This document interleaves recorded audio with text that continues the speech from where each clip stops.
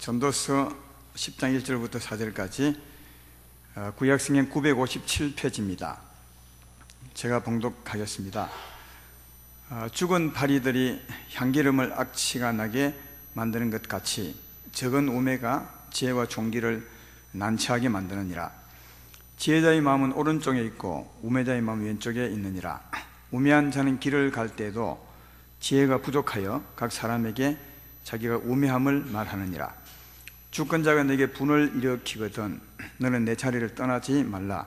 공손함이 큰 허물을 용서받게 하느니라. 아멘. 오늘은 전도서 말씀으로 왼쪽을 버리고 오른쪽으로 이런 간단한 제목으로 말씀하지만 의미는 굉장히 있는 그런 제목입니다. 왼쪽을 버리고 오른쪽 마음으로 살아가는 그런 제목이 되겠습니다. 오늘 본문에 보면 이제 두 마음이 나오죠. 2절에 보면 나와 있습니다. 지혜자의 마음은 오른쪽에 있고 우매자의 마음은 왼쪽에 있느니라. 지혜자의 마음은 오른쪽이고요, 우매자의 마음은 왼쪽이라. 이렇게 해서 오른쪽 마음과 왼쪽 마음, 두 마음을 말해주고 있는데, 이런 의미로 성경을 들여다보면 이 두 마음이 계속 언급되고 있음을 볼 수 있습니다. 성경은 끊임없이 두 마음을 우리에게 말해주고 있는 걸 볼 수 있는데, 제가 몇 군데를 찾아보았습니다. 예를 들어 설명을 해보겠습니다. 누가복음 6장 45절에 보면 이런 말씀이 있습니다. 선한 사람은 마음에 쌓은 선에서 선을 내고 악한 자는 그 쌓은 악에서 악을 내나니 이는 마음에 가득한 것을 입으로 말함이니라 하면서, 여기 보면 사람 안에 쌓은 선이 있고 또 쌓은 악이 있다고 말하고 있습니다. 선한 마음과 악한 마음이 있다고 말합니다. 그리고 또 마태복음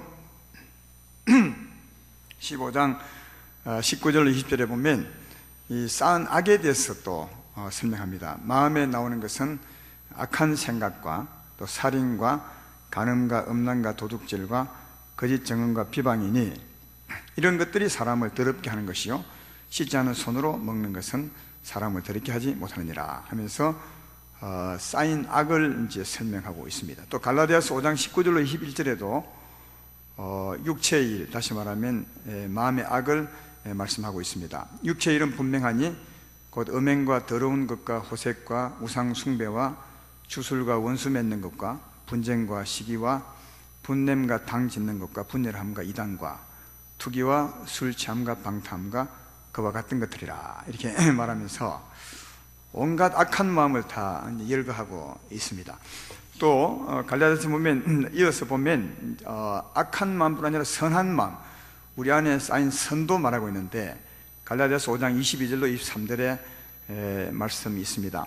오직 성령의 열매는 사랑과 희락과 화평과 오래 참음과 자비와 양성과 충성과 온유와 절제니 이 같은 것을 금지할 법이 없느니라. 그렇게 말하면서 계속 두 마음을 말하죠. 상반된 두 마음을 말하고 있는 것을 볼 수 있습니다. 또 야고보서 3장 14절로 15절에도 이런 말씀이 있습니다. 그러나 너희 마음속에 독한 시기와 다툼이 있으면 자랑하지 말라. 진리를 거슬러 거짓말하지 말라. 이러한 죄는 위로부터 내려온 것이 아니요 땅 위의 것이요 정욕의 것이요 귀신의 것이니, 이렇게 말하다가 그 다음 이어서 야고보서 3장 17절에는 오직 위로부터 난 지혜는 첫째 성결하고 다음에 화평하고 관용하고 양순하며 긍휼과 선한 열매가 가득하고 평강과 거짓이 없나니, 이렇게 해서 또 상반된 마음을 말하고 있습니다. 두 마음을 계속 말하고 있는데, 제가 두 마음을 이제 정리해 보면, 죄송합니다.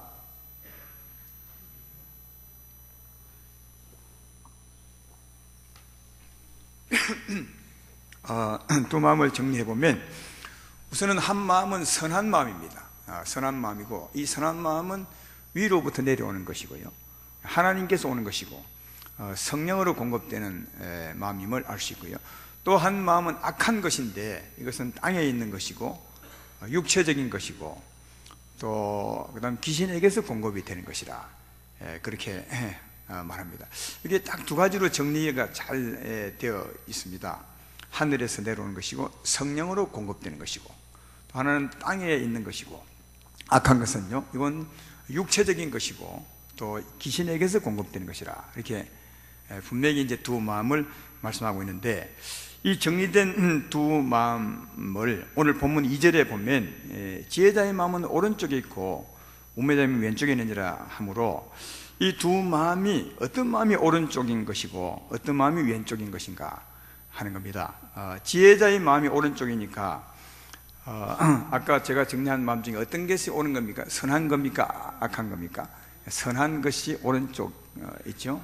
하나님께서 내려오는 것이고, 또 성령으로 공급되는 그 선한 것이 오른쪽 마음임을 알 수 있고, 왼쪽 마음은 땅에 있는 것이고 또 악한 것이고 귀신에게서 공급되는 그런 것이 왼쪽 마음임을 알 수 있습니다. 그러니까 선한 마음이 오른쪽이고요, 악한 마음이 왼쪽이라고 성경은 이제 기록해 주고 있고 우리에게 가르쳐 주고 있는데, 근데 이 악한 마음과 선한 마음, 이 두 가지 마음을 가진 사람은 딱 한 부류의 사람밖에 없어요. 누가 이 두 가지 마음을 가지고 있겠습니까? 예수님 믿는 사람입니까? 안 믿는 사람입니까? 믿는 사람만이 가지고 있어. 왜냐하면 아까 오른쪽 마음은 하늘에서 내려오는 것이고 하나님이 주신 것이고 성령으로 공급되는 마음이라 했으니까, 이 마음은 예수님 믿는 사람만이 가질 수 있는 마음이에요. 오른쪽 마음은. 왼쪽 마음은 다 가질 수 있죠. 우리 인생이 다 가질 수 있는 겁니다. 근데 안 믿는 사람들은, 세상에 있는 사람은 왼쪽 마음만 가지고 있어요. 왼쪽 마음만. 그러나 믿는 사람은 이 두 가지 마음을 다 가지고 있는 겁니다. 왼쪽 마음도 가지고 있고 오른쪽 마음도 가지고 있습니다. 근데 오늘 본문의 말씀은 오른쪽 왼쪽 마음을 다 말씀하고 있는 것이니까 누구에게 대한 말씀이겠어요? 안 믿는 사람에게 대한 말씀이겠습니까? 믿는 사람에게 대한 말씀이겠습니까? 우리에 대한 말씀임을 알 수 있습니다. 오늘 말씀은 안 믿는 사람에게 대한 말씀이 아닙니다. 물론 성경이 다 그렇지만 때때로 보면 안 믿는 사람에게 전하는 말씀이 많이 있습니다. 그러나 오늘 말씀만큼은 믿는 사람에게, 두 마음을 가진 사람에게 하는 말씀을 잘 알 수가 있습니다. 그 결론적으로는 오른편 마음으로 살라는 그런 뜻의 말씀이겠죠. 이 두 마음으로 살아가야 하는데, 이 두 마음으로 살 때 어떤 삶이 되는가를 잘 말해주고 있지만, 오늘 본문은 4절까지지만 15절까지 말씀을 해서 제가 순서 없이 한번 말씀을 전해보겠습니다. 자, 12절을 한번 보겠습니다. 12절을 보면, 지혜자 입의 말은 은혜로우나 우매자의 입술들은 자기를 삼키나니, 그렇게 말하고 있습니다. 지혜자의 입의 말은 은혜롭다는 거죠. 지혜자는 어떤 자입니까? 어떤 마음을 가지고 있습니까? 안에 선한 마음을 가지고 있거든요. 안에 하나님께 받은 그 마음이 안에 있어요. 이게 이제 지혜자입니다. 지혜자의 마음은 오른쪽에 있다고 했으니까 안에 선한 마음을 가지고 있기 때문에 그 말하는 게 다 은혜롭다는 거예요. 여러분, 이게 말은 언제나 안에서 나오거든요. 아까 읽었던 말씀이지만 사람의 말은 쌓은 선에서 선을 내고 쌓은 악에서 악을 내는데, 안에 쌓은 선, 하나님의 은혜의 마음이 충만하면, 성령으로부터 받은 마음이 충만하면 나오는 말도 다 은혜롭다는 거죠. 다 살리고 세우고 할렐루야 찬송하고 참 좋다. 그런데 우매자의 입술은, 12절에 우매자의 입술은 자기를 삼키게 된다. 우매자의 말은 무슨 말이겠어요? 악한 마음에서 나오는 말이겠죠. 악한 마음에서 나오는 것이니까 그 말들은 자기를 삼킨다. 어떻게 삼키느냐? 13절부터 보면, 그의 입의 말들의 시작은 우매요 그 입의 결말들은 심히 미친 것이라. 이 표현이 참 뭐하지만 제가 이 미친 표현의 말이 맞는 것 같아요. 이 우매한 사람들의 말을 보면 처음에 시작은 그냥 작은 우매로 시작하는 것 같아요. 작은 어리숙한 말로 시작하지만 그 결과는 아주 미친 것처럼 이게 이상한 결과를 나타낸다, 그 말입니다.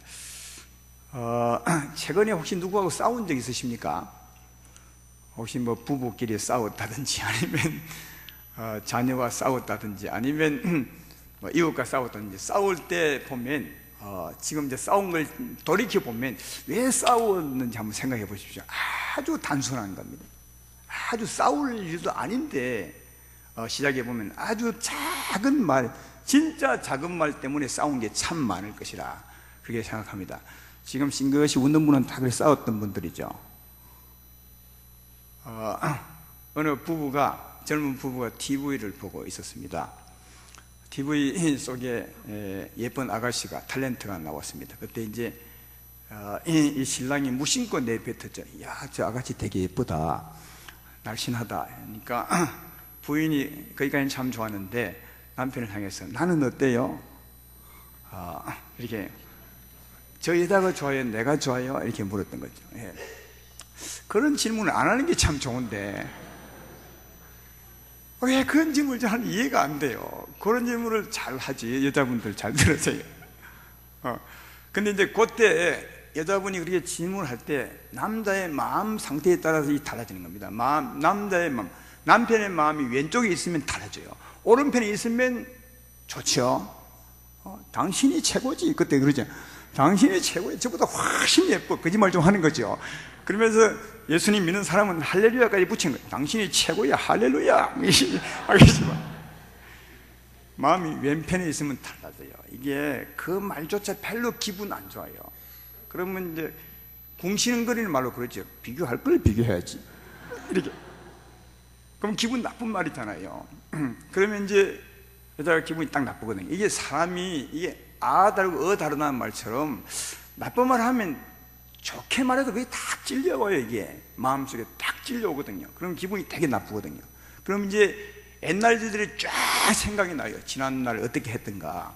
그러면 이제 기분 나쁜 마음으로 한마디 더 던지죠. 요즘 당신 보니까 이상하대. 예? 나 좋아 안 하지? 이렇게 하죠. 그러면 내가 뭘 이상해? 왜 내가 뭐 이렇게 싸워요? 이렇게 막 하다가 나중에 크게 싸워버려. 미친 짓이 되는 거죠. 이 말 그 말입니다. 여기 말이 13절이 그 말이에요. 그 입의 말들의 시작은 우매요. 시작은 바보 같은 말 한마디로 시작하는데 그 입의 결말은 심히 미친 것이 돼버려요. 싸워버려. 불집해버리죠. 이렇게 아주 간단한 말, 여보 나 어때? 한 그 말로 싸워가지고 어떤 분은 뭐 몇 달 동안 별거하고 사는 분이 있고 친정 가버리고 그 결과는 미친 짓이 된다니까요. 이게 우매한 게 이게 얼마나 힘든지 모릅니다. 야고보서 3장 5절 6절에는 이런 말씀을 예를 들어 설명하죠. 이와 같이 해도 작은 지체로 대해 큰 것을 자랑하도다. 보라 얼마나 적은 불이 얼마나 많은 나무를 태우는가. 해는 곧 불이요 불의 세계라. 해는 우리 지체 중에서 온 몸을 더럽히고 삶의 수레바퀴를 불살하나니 그 사르는 것이 지옥불에서 나옵니다. 이 불은 지옥에서 오는 거예요. 귀신들에게 나오는 겁니다. 그래서 이 작은 불씨가 큰 집을 태워버리듯이 작은 한마디가 자기를 태우고 이웃을 태우고 가정을 다 태워버립니다. 이게 우매한 말이 얼마나 무서운지 알 수 있죠. 또 이 왼편 마음이 있을 때 항상 문제가 생겨요. 왼편 마음이 있을 때 꼭 누구를 헐뜯거든요. 헐뜯고 모함하고 시기하고 이간질하고 분리하고 그러죠. 그러니까 보통 자기가 근심을 하거나 마음이 불편할 때는 내가 왼편이 있구나 이걸 아셔야 돼요. 오른편에 있으면 그런 말 안 나옵니다. 오른편에 있으면 할렐루야가 나오지 왼편에 있을 때 꼭 엉뚱한 말이 나오거든요. 근데 중요한 것은 그 왼편 말, 시기하고 헐뜯고 모함하고 이간질하고 하는 그 말이 자기가 한 말이니까 자기가 지은 죄라고요. 그러면 결국 누가 그 죄의 결과를 담당하냐? 본인이 당해요. 본인이 나옵니다. 우리는 누구를 헐뜯어도 낮추면 그가 낮아질 걸 생각하는데 절대로 그 사람이 안 낮아집니다. 내가 헐뜯고 낮추면 내가 낮아지는 겁니다. 내가 지은 죄로 말미암아 내가 당하는 거죠. 여러분 죄는 항상 결과가 있는 것입니다. 사망아 네 쏘는 것이 어디 있느냐? 사망아 네가 잃은 것이 어디 있냐? 사망에 쏘는 것은 죄요. 우리가 헐뜯고 시기하고 근심하고 하면 죄를 짓는 것 아니겠습니까? 죄를 지으면 누가 옵니까? 사망이 쏘는 거죠. 본인이 쏘입니다. 귀신에게. 그러니까 자기가 지었던, 우매한 마음으로 지었던 그 죄는 자기가 당하는 겁니다. 아무도 안 당해요. 내가 이웃을 욕할 때 보통 그 사람은, 욕하는 그분은 내 곁에 없어요. 먼 데 있지. 그렇죠? 그분은 내가 욕을 하는지 안 하는지 몰라. 욕을 하면 본인이 그 욕으로 말미암아 죄를 짓게 되고, 죄를 지으면 사망이 쏘는 거죠. 여러분, 우리가 그런 게 사실 아니지만 그런 말 있잖아요. 밤에 휘바람을 불면 귀신을 부르는 소리라고. 그런 소리 할 때가 있잖아요. 그건 뭐 휘바람 분다고 귀신이 오겠어요? 호루라기 불도 안 올 겁니다. 그러나 죄를 지으면 반드시 옵니다. 죄를 지으면 반드시 옵니다. 사망이 쏘는 것은 죄이기 때문에 이게 영적인 세계의 법칙이에요. 똥이 있으면 똥파리 오듯이 죄 지으면 반드시 찾아옵니다. 그러니까 본인이 손해다. 그 손해에 대한 말씀을 앞에서 해요. 8절 9절을 보라고요. 함정을 파는 자는 거기에 빠질 것이요, 담을 허는 자는 뱀에게 물리리라.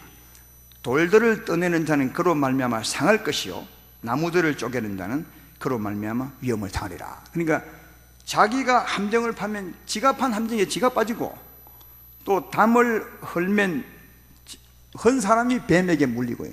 보통 그 담벼락에 뱀들 옛날에 많이 있었어요. 요새는 없지만 담을 헐다가 내가 헌 그 사람이 뱀에게 물리고, 나무 쪽에다가 지가 나무에 튕겨가지고 다치고, 그렇게. 그러니까 이 말은, 비유는 어떤 말이냐 하면, 네가 죄를 지으면, 우매한 마음으로, 왼편 마음으로 네가 죄를 지으면 네가 당한다는 겁니다. 그 말을 하고 있는 거죠. 지금 우매자에 대한 말을 하고 있는 것임을 볼 수가 있다. 이런 것을 크게 우리가 생각해야 정말 나를 보호하고 잘 살아갈 수 있는 것을 알 수가 있습니다. 이것뿐 아닙니다. 마태복음 15장 19절 20절에 보면 우매한 자의 말이 얼마나 큰 하나님 앞에서 잘못된 것임을 알 수 있는데요, 마음에서 나오는 것은 악한 생각과 살인과 간음과 음란과 도둑질과 거짓 증언과 비방이, 이런 것들이 사람을 더럽게 하는 것이요, 씻지 않은 손으로 먹는 것은 사람을 더럽게 하지 못하니라. 그러니까 여러분, 이런 말을 하면 우선 이웃을 더럽힙니다. 악한 생각과 음란과 이웃을 막 비방하게 되면 이 말을 들은 이웃이 기분 나빠져 버리죠. 그러면 이웃을 더럽히고, 제일 더럽히는 건 본인을 더럽히는 거예요. 이런 말을 하면 본인을 더럽히는 겁니다. 그러면 이 본인을 더럽히는 이것이 어떤 결과를 초래하느냐, 이 땅에서는 잘 모릅니다. 그러니까 이 땅에 잘 모르니까 이걸 함부로 이렇게 말하고 그러는데, 여러분, 아까도 얘기했지만 우리의 삶에 대한 결과가 반드시 따라옵니다. 절대로 없어지지 않습니다. 이 땅에 사는 동안 씻어버리지 아니하면 꼭 본인에게 남아 있습니다. 그래서 이렇게 한 것으로 본인이 당합니다. 마태복음 12장 35절 37절에 예수님이 이렇게 말씀하더니, 선한 사람은 그 쌓은 선에서 선한 것을 내고 악한 사람은 쌓은 악에서 악을 내는. 아까 읽었죠? 내가 너에게 이르노니 사람이 무슨 무익한 말을 하든지 심판날에 이를 대하여 신문을 받으니 내 말로 의롭다함을 받고 내 말로 정결을 받으라. 내가 남을 더럽히면 더럽힌 것 곧 나중에 가면 하나님께 다 내가 받습니다. 그러니까 이 우매한 마음으로 살면 본인이 이 자기의 재앙을 쌓아가는 겁니다. 아무도 자기의 재앙을 쌓아가지 않아요. 본인이 네가 한 말 때문에 네가 하나님 앞에 나중에 정죄를 받게 될 것이다, 그렇게 말합니다. 근데 사람들은 사실 모르거든요. 근데 또 왼편 마음 될 때 말은 참 얼마나 많은지 몰라요. 보통 오른편 마음이 있을 때는 말 잘 안 해요. 필요한 말만 하지만 왼편에 있으면 어떻게 그렇게 말을 많이 하는지 몰라. 그렇지만 그 말로 인해서 어떤 결과가 될지는 전혀 모른다니까. 그 말씀도 14절에 하고 있잖아요. 14절에 보면 우매한 자는 말을 많이 하거니와 사람은 장래를 알지 못하나니 나중에 일어날 일을 누가 그에게 알겠느냐. 우매한 사람은 말을 많이 해요, 왼편 마음으로. 근데 그 말의 결과가 어떻게 될지 본인은 모른다는 거예요. 그러나 성경은 말해요. 네가 한 말 그대로 네가 정죄를 받게 될 것이라. 그리고 그 다음에 15절도 보십시오. 우매한 자들의 수고는 자신을 피곤하게 할 뿐이라 그들은 성읍에 들어갈 줄도 알지 못하니라. 앞에서 쭉 말했지만 우매한 자, 우매한 마음으로 하면 그 말이 자기를 다치게 되고 그 말로 인해서 심판을 받게 되고 그 말로 인해서 마음이 어두워지니까 굉장히 피곤해요. 피곤해. 그러니까 결국은 우매한 자들이 열심히 하면 이상하네요. 여러 말을 많이 하는데 본인을 피곤하게 하고, 또 한 가지 더 안타까운 것은 그들은 성읍에 들어갈 줄도 알지 못합니다. 이 성읍에 들어간다는 말이 뭐냐 하면, 보통은 이제 성 밖에서 일을 하잖아요. 성 밖에서 일을 한 들판이니까 쉴 곳이 없다고요. 성 안에는 집이 있고 하나님의 성전도 있고 해서 이제 쉴 곳이 있는 거죠. 그러니까 성 밖에는 피곤하지만 그러나 성 안에 들어가면 안식이 있는 거예요. 편안함이 있는 거죠. 그러니까 하나님의 품에 가면 안식이 있다, 그 말입니다. 근데 우매한 사람들은 마치 성 밖에 있는 것처럼 그렇게 피곤하게 살지만, 그럼 빨리 성 안으로 들어가면 될 텐데 그 들어가는 것도 모른다는 거예요. 이게 회개하고 죽게 나가는 그 길도 이분들이 잘 모른다는 거예요. 그러니까 늘 피곤하게 살아간다고 그렇게 말씀을 하고 있습니다. 사랑하는 여러분, 오늘 여기까지만 말씀을 들어도 왼편 마음으로 사는 게 얼마나 힘든 것이고 자기를 해되게 하는지를 잘 알 수가 있죠. 그러므로 오른편으로 사시기를 주의 이름으로 축원합니다. 우리는 하나님의 자녀입니다. 우리는 하나님의 자녀입니다. 고귀한 자고 지혜로운 자죠. 정말 존귀한 자입니다. 깨끗한 자고요. 우리 전에 정말 추하고 더러운 자, 낮고 낮은 자, 천한 자였는데 하나님이 예수로 말미암아 우리를 구원하사 높은 자, 하늘에 앉힌 자, 존귀한 자, 거룩한 자, 깨끗한 자로 만드셨다고 했습니다. 예.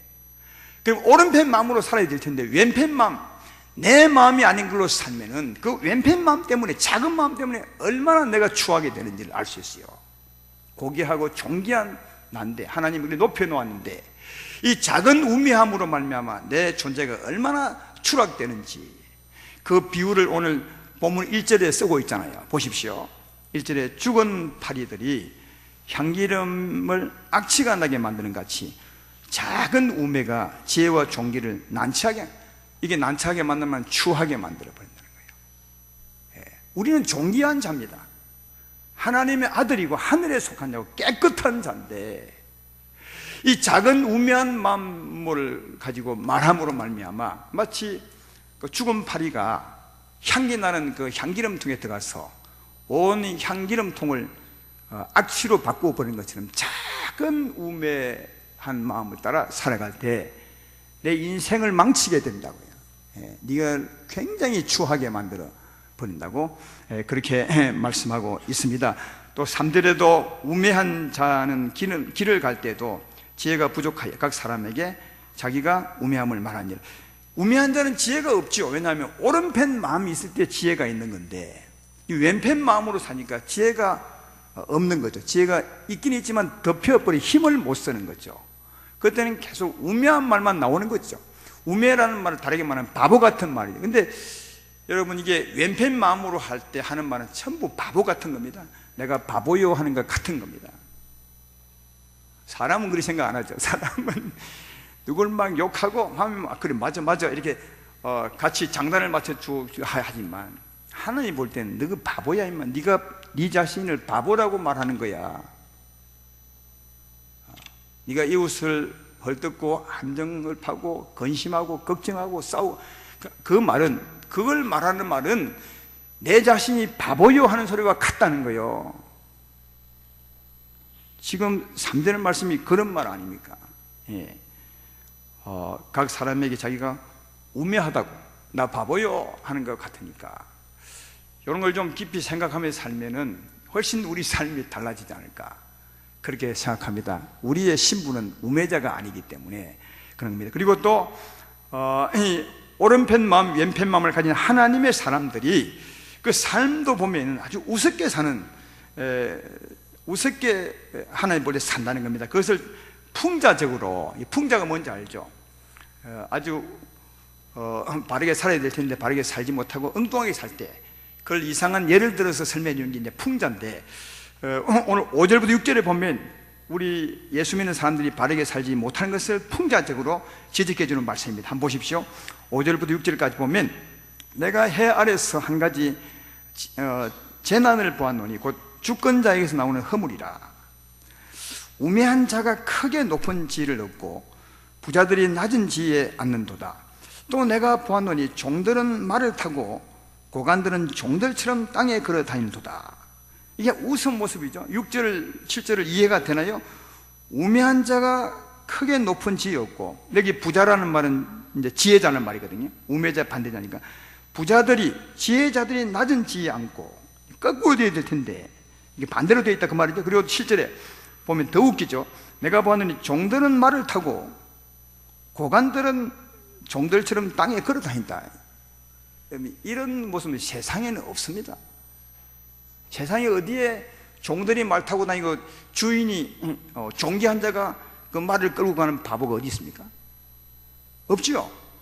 그리고 우매자, 낮은 자가 높은 자리를 차지하고 지혜자가 낮은 자리에 있는 이런 것도 세상에는 없어요. 그래서 풍자적인 지적이라는 거예요. 그런데 이거 어디서 볼 수 있냐? 우리 예수 믿는 사람들의 삶에는 볼 수 있어요. 그래서 이 두 마음을 가진 우리 하나님 믿는 사람들이 이 잘못 사는 것, 삶의 주권에 대한 것을 지금 지적해 주고 있는데 제가 설명을 해볼게요. 여러분, 우리에겐 두 마음이 있다고 하지 않았습니까? 우매한 마음도 있고 지혜로운 마음도 있습니다. 이걸 두 사람이라 생각해 보죠. 우리 안에는 우매자도 있고 지혜자도 있는 거예요. 지혜자는 존귀한 자입니다. 그죠?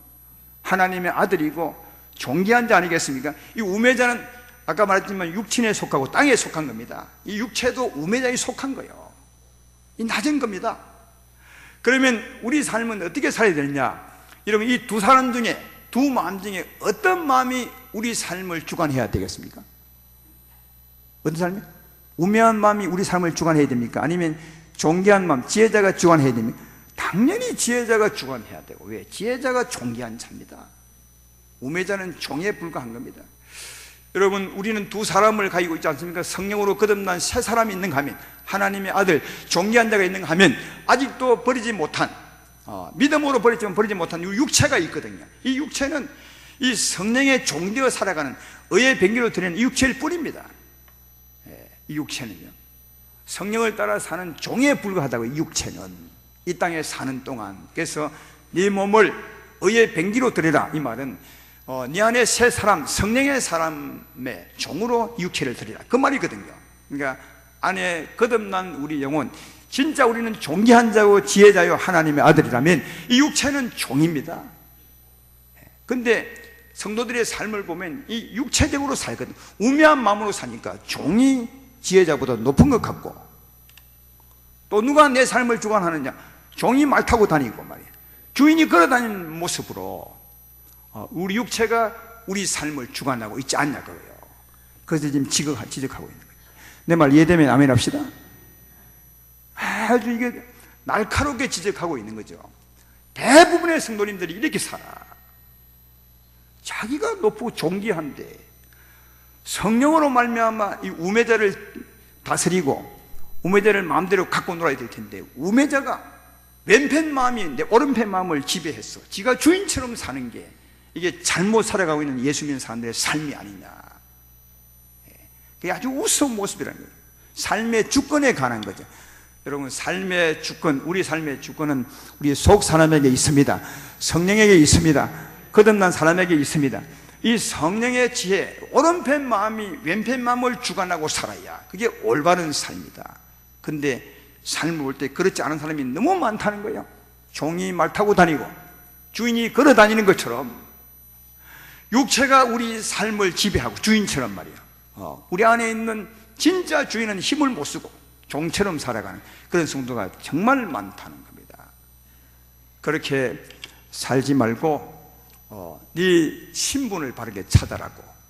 너는 존귀한 자요 지혜자고 하나님의 아들인 자, 그 성령의 능력 오른편 마음으로 내 삶을 주관하여 살라고 말씀하고 있으니, 이렇게 사시는 여러분 되기를 주의 이름으로 축원합니다. 오늘 말씀의 핵심이 무엇입니까? 왼편 마음으로 살지 말고 오른편 마음으로 살아라는 거예요. 두 마음 중에 네가 가진 두 마음 중에 오른편 마음으로 살아라. 왜? 오른편 마음이 진짜 내 마음이라는 거예요. 전에 우리는 왼편 마음의 소유자였는데 예수님을 믿음으로 말미암아 죄에서 벗어나고 이제 하나님의 사람이 되지 않았느냐, 하나님의 지혜를 가지지 않았느냐, 이제 내가 산 것이 아니라 하나님이 사신 것이죠. 오른편 마음이 네 마음이 아니냐. 오른편 마음으로 살아야 돼요. 왼편 마음은 사실은 우리 마음이 아니잖아요. 육체에 속한 것, 정욕은 이미 우리 마음이 아니지 않습니까? 예수 믿을 때 십자가에 버렸던 마음이거든요. 갈라디아서 5장 24절에 그렇게 말하지 않습니까? 그리스도 예수의 사람들은 육체와 함께 그 정욕과 탐심을 십자가에 못 박았느니라. 여기 보면 박았느니라 그렇게 되어 있어요. 이미 정욕과 탐심, 왼편 마음은 내 것이 아닙니다. 이미 죽었어야 마땅한 거다. 없어졌어야 마땅한데, 근데 그럼에도 불구하고 가끔씩 나타나거든요. 우리에게 가끔씩 나타납니까? 자주 나타납니까? 아니면 아예 그 마음으로 삽니까? 예. 가끔씩 나타난다는 말이 좋은 표현이겠죠. 가끔씩 나타나는 거, 이게 그렇죠. 그래서 가끔씩 나타나는 왼편 마음을 그때마다 지우고 지혜로운 마음으로 살아라, 지혜를 회복하여 살아라, 그렇게 우리에게 건면해 주고 있음을 알 수가 있습니다. 그 건면에 대한 비유도 10절 11절에 있어요. 보십시오. 철 연장이 무뎌졌는데도 나를 갈지 아니하면 힘이 더 드느니라. 오직 지혜는 성공하기에 유익하니라. 주술을 베풀기 전에 뱀에게 물렸으면 술객은 소용이 없느니라. 참 비유가 너무 적당한 것 같아요. 여러분 이제 남자분들은 안 써봤겠지만 여자분들은 칼을 막 쓰잖아요. 김치도 써, 저도 다듬고 그렇게 할 때 그 칼날이 무뎌지면 일하기가 굉장히 힘들어요. 그렇죠? 일하기가 되게 힘들죠. 일을 해봤어야 알지. 그 무디면 진짜 자르기 힘들거든요. 그냥 칼날이 날카로워야 일하기가 쉽거든요. 그것처럼 말씀하는 게 뭐냐면 네 지혜가 무뎌지면 진짜 살기 힘들다는 거예요. 왜 지혜가 무뎌지는 것입니까? 왼편 마음이 역사하면, 우매한 마음이 역사하면 지혜가 무뎌져 버려요. 그 말이죠. 이 비유에도 우매한 마음을 지우라는 거예요. 그래서 네 지혜를 날카롭게 하라. 오른편 마음이 정말 칼날처럼 살아있게 하라, 네 심령에. 그런 비유고요. 또 11절에 주술을 베풀기 전에 뱀에게 물렸으면 술객은 소용없습니다. 이게 무슨 말인지 알죠? 우리나라는 이런 그 술객이 없는데 저 인도 같은 데 가면은 뱀 이제 바구니 담아놓고 코브라 뱀 담아놓고 저 술객이 뱀을 이렇게 올면 뱀이 올라갔다 내려갔다 이게 하는 게 있어요. 예. 그 술객과 뱀이죠. 근데 그 술객이 뱀을 갖고 놀아야 돼. 그래야 잘하는 겁니다. 술객이 뱀을 갖고 놀아야 되는데 이 술객이 갖고 놀기 전에 뱀에게 물리면 이게 아무 소용이 없는 거죠. 이게 무슨 말이에요?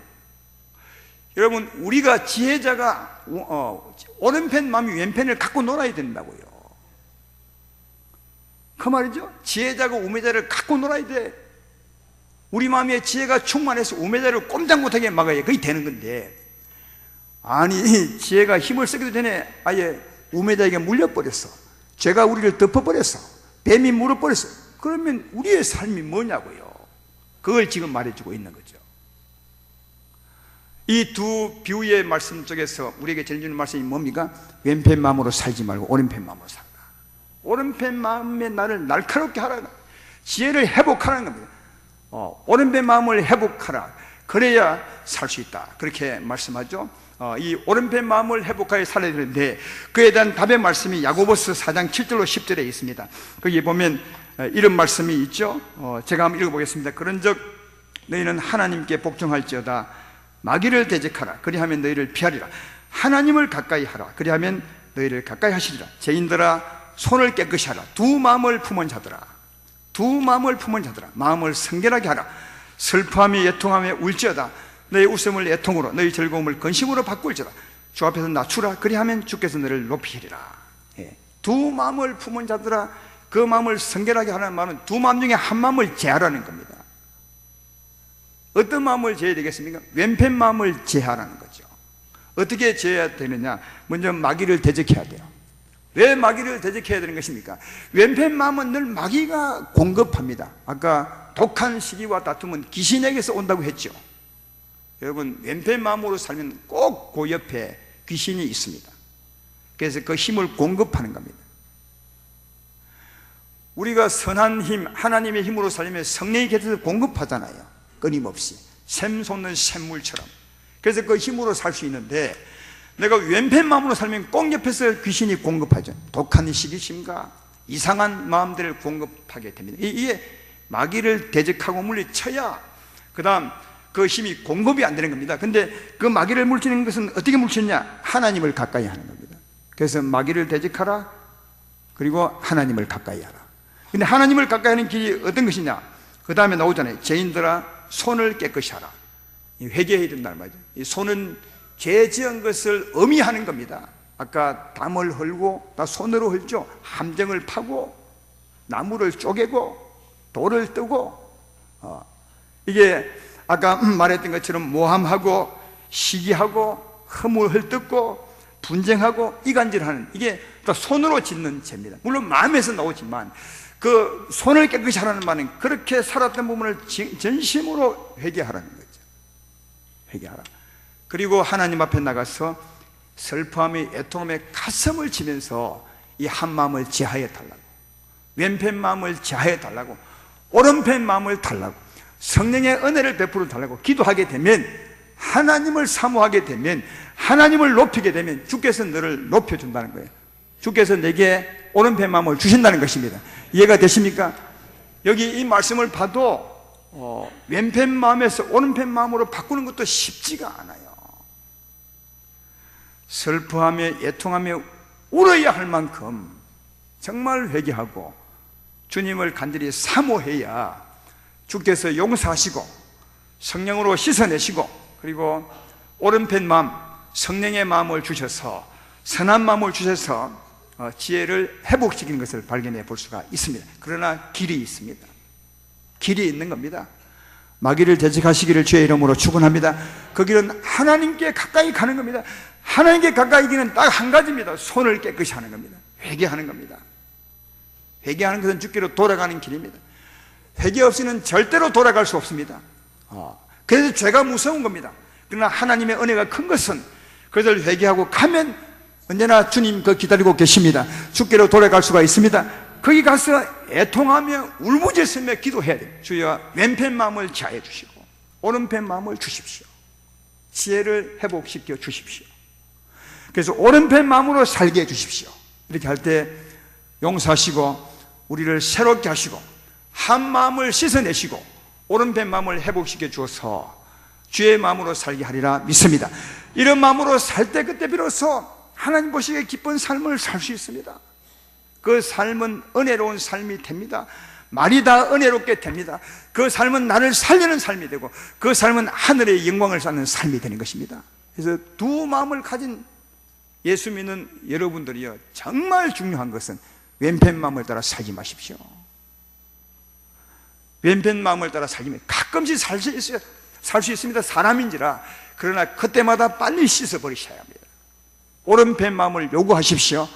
오른편 마음을 구하십시오. 주께서 은혜를 베풀어 줄 것입니다. 그 마음으로 사는 자가 복이 있고 그 마음으로 사는 자가 자기 상을 쌓아가는 것임을, 또 자기의 영혼을 새롭게 해가는 것임을 알 수가 있습니다. 그러므로 왼편을 버리고 오른편으로 사시기를 주의 이름으로 축원합니다.